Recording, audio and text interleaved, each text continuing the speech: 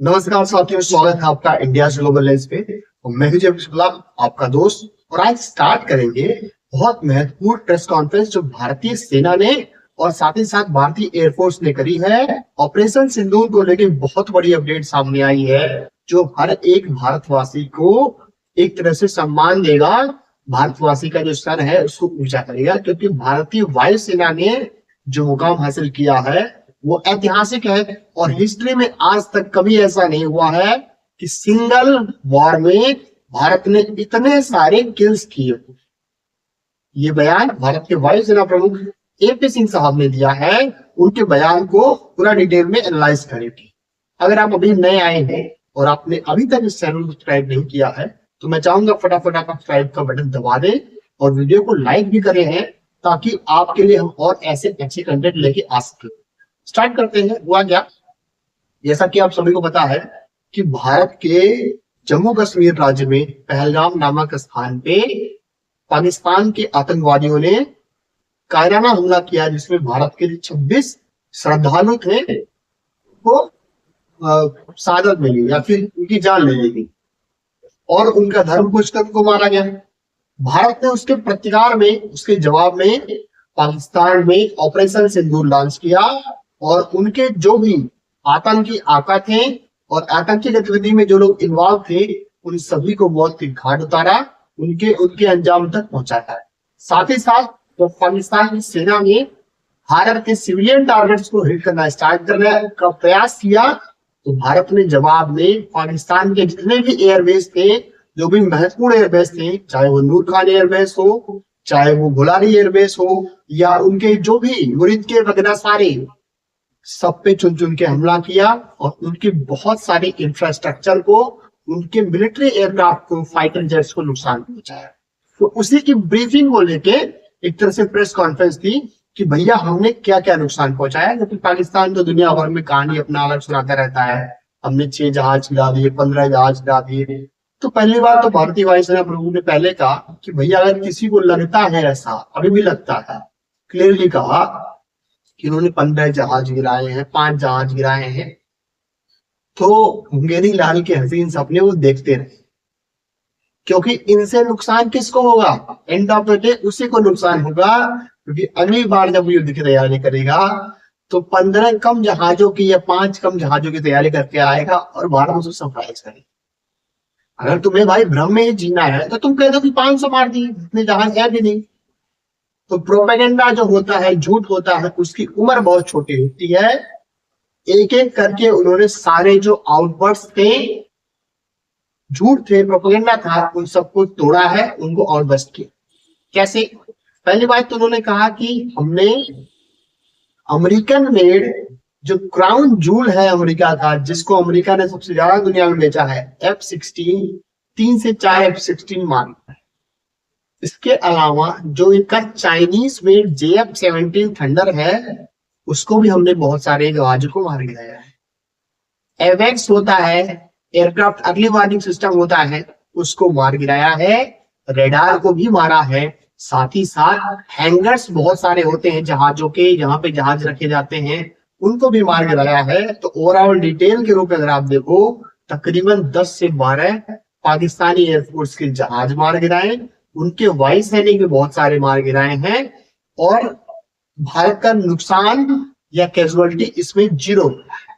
किसी भी भारतीय वायुसैनिक की इसमें जान नहीं गई है। सिविलियन को कुछ इलाके में नुकसान हुआ है, क्योंकि बॉर्डर के बहुत करीब है, और LOC पर जो सेलिंग होती है उसमें नुकसान उनका होता है, क्योंकि घर उनके बॉर्डर पे है। तो कोई भी अगर गोला भी फेंका जाएगा तो उनके घर पे गिरेगा, उससे उनको कैजुअलिटी होती है। तो भारत का जो कुछ इलाका है जम्मू एंड कश्मीर में, जम्मू संभाग के अंदर आता है, वहां पे सिविलियन को नुकसान हुआ था, काफी नुकसान हुआ था। रीजन क्या? क्योंकि उसकी ज्योग्राफी ऐसी है, उसके तीनों तरफ से POK है, पाकिस्तान ऑक्युपाइड कश्मीर है। तो वहां पे अगर कोई भी एक्टिविटी होती है तो बेहतर क्या होता है, सबसे अच्छा, कि सिविलियन वहां से हट जाए। जब भी वॉरलाइक सिचुएशन होती है या फिर जब कोई ऑपरेशन चलता है, क्योंकि सिविलियन जो वहां के थे बहुत एडमेट थे कि भैया हमें अपनी मिट्टी नहीं छोड़नी है।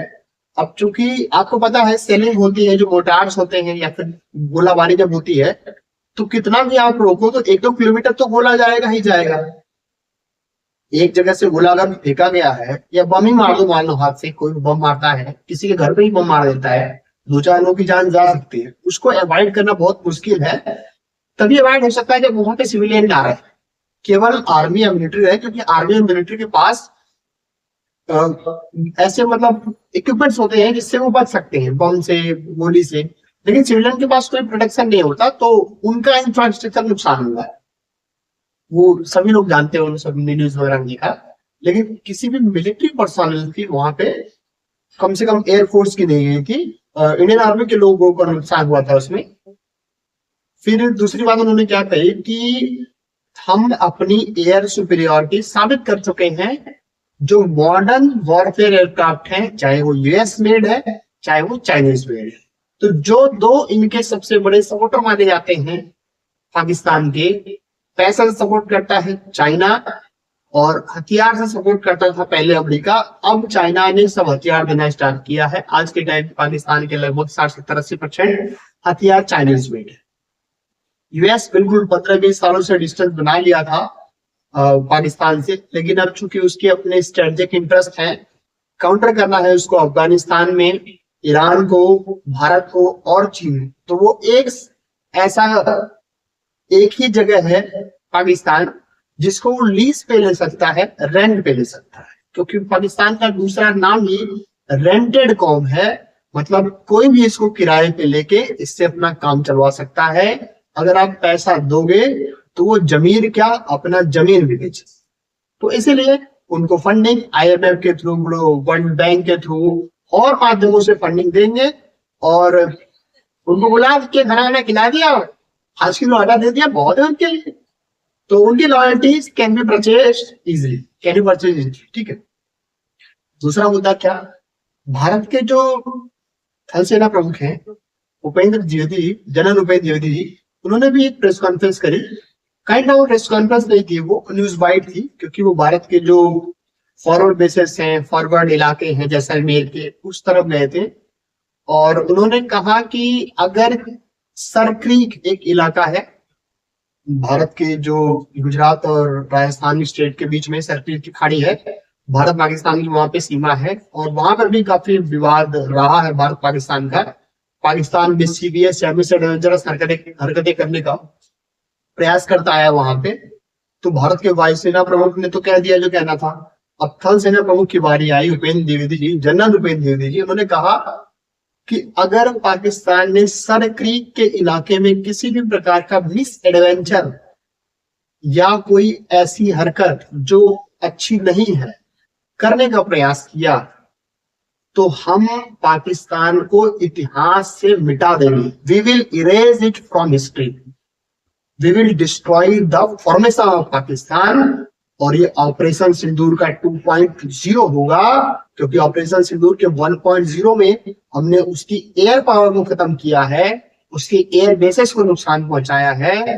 अब हम पाकिस्तान की जो फॉर्मेशन है, उसकी हिस्ट्री है, उसको फिल्म एस मतलब मिट्टी में मिलता है। बिल्कुल बोल्ड स्टेटमेंट है, भारत के किसी जनरल ने इतना बोल्ड स्टेटमेंट पीस टाइम में नहीं दिया। उन्होंने कहा भैया अगर आप तुमने ऐसी हरकतें करने का थोड़ा सा भी प्रयास किया तो तुम्हारी सारी सील, चाहे जल हो, थल हो, नभ हो, खत्म। कहा कि सरक्रीक की खाड़ी भैया कराची से जाती है, और तुम्हारा कराची ही तुम्हारा मेन व्यापारिक शहर है, लाहौर नहीं है। लाहौर भी हमारे पास में ही है बिल्कुल, जब चाहे तो अमृतसर से खड़का सकते हैं उसको। उन्होंने बोल्डली कहा भैया कराची और लाहौर दोनों हमारे ठिकाने पे हैं, जब कहोगे तब उन्हें ठिकाने लगा देंगे। और ये बोल्ड स्टेटमेंट भारत का कॉन्फिडेंस भी दिखाती है कि चाहे वो F-16 अमेरिकन मेड रहे हो, चाहे वो चाइनीज JF-17 रहे हो, और चाइनीज रेडार को तो बिल्कुल ऐसे एक्सपोज किया कि भैया किस बात के लिए तुमने रेडार लगा रखी। हमारे पास S-400 एयर डिफेंस सिस्टम है, जिसके मौजूदगी में कोई भी परिंदा भी पर नहीं मार सकता भारत में। अब तुमने कैसा इसको बिल्कुल सस्ता वेरिएंट भेज दिया है, डुप्लीकेट वेरिएंट, कोई भी जहां जाके कहीं भी मारने चला जाना है। रात में 1 बजे पाकिस्तान के जितने आतंकवादी है सब ऐसे ही रो रहे हैं कि भैया क्या हो गया, कैसे इंडिया कहां से आ गया, चाइना ने हमें क्या बेच दिया। तो इससे एक बात और सामने आई है कि चाइनीज जो टेक है उसने आसानी से पाकिस्तान को थर्ड ग्रेड माल देके बेवकूफ कर दिया। कुछ और मुद्दे पे बात करते हैं। अभी रिसेंटली क्या हुआ कि इंडियन नेवी की एक वॉरशिप INS त्रिखंड मेडिटेरेनियन सी में जा रही थी और उसने जो टर्किश वाटर्स है उसके आसपास से ही ट्रेवल कर रही थी। तो किसी ने अफवाह उड़ाई कि टर्की की पानी में या टर्की के जो वाटर्स हैं, जल है, उनमें भारत जैसे ही जाने का प्रयास कर रहा था तो टर्की ने भारतीय जहाज को वार्निंग दी कि भैया अगर तुमने 24 घंटे 48 घंटे के अंदर अपना रास्ता नहीं चेंज किया तो हम लोग अटैक करें। जबकि ये अफवाह थी। इस खबर को सब कुछ हमने सिरे से खारिज किया है। असल में वो जो भारत का जहाज है वो ग्रीस में एक तरह से एक्साइज होने वाली है, भारत की, ग्रीस की और फ्रांस की जॉइंट एक तरह से मैरीटाइम एक्साइज होने वाली है, उसके लिए जा रहा था। अब चूंकि भारत और ग्रीस जैसे ही पार्टनरशिप बढ़ा रहे हैं, प्रॉब्लम टर्की को हो रही है। क्या हो रही है? जैसे भारत का पाकिस्तान दुश्मन है, एग्जिस्टेंशियल थ्रेट है भारत को पाकिस्तान से या पाकिस्तान को भारत से, ऐसे ही टर्की और ग्रीस के बीच में एक तरह से काफी कॉन्फ्लिक्ट है। साइप्रस में भी रही है, लेकिन टर्की और ग्रीस भी एक तरह से राइवल्स माने जाते, काफी मुद्दों में उनमें मतभेद है।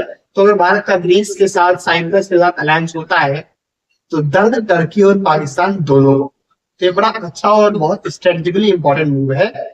तो ये कुछ महत्वपूर्ण जानकारियां थी ऑपरेशन सिंदूर की सफलता के बारे में भारत के वायुसेना प्रमुख और भारतीय थल सेना प्रमुख ने बताया है। कुछ और ऐसे कंटेंट हम आपके लाते रहेंगे। अगर आपको कंटेंट अच्छा लगा है तो आप चाहें तो इस कंटेंट को और जो दोस्त यार आपके हैं तो इसे शेयर भी कर सकते हैं और फटाफट वीडियो को लाइक कर सकते हैं।